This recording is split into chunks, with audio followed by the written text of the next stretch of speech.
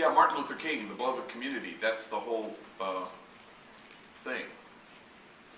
We gather here, I think, to not listen to me or to Will, but to because we really want to, in the end, create a community of kinship such that God might recognize it.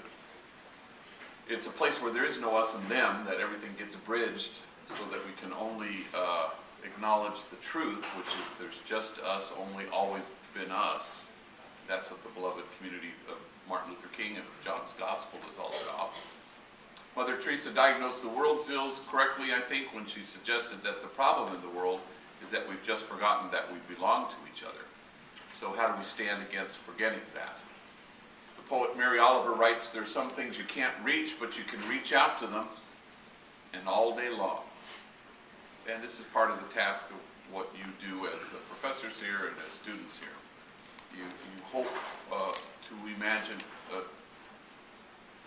a world that looks different than the world we're currently in. It is about imagining a circle of compassion and then imagining nobody standing outside that circle. And to that end, what we're all called to do, it seems to me, is to stand at the very margins, at the edges of it. Because you cannot expand that circle without standing exactly there, with the poor and the powerless and the voiceless, with those whose burdens are more than they can bear, with those whose dignity has in fact been denied. With any luck, and if you're fortunate, you get to stand with the easily despised and the readily left out. All of you will be asked to do this. You get to stand with the demonized so that the demonizing will stop, and with the disposable so that the day will come when we stop throwing people away.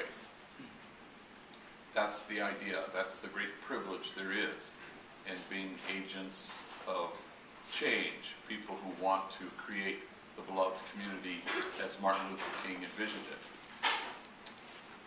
But it's about kinship. No kinship, no justice. No kinship, no peace. No matter how singular your focus is on either of those two worthy goals, it won't happen without kinship.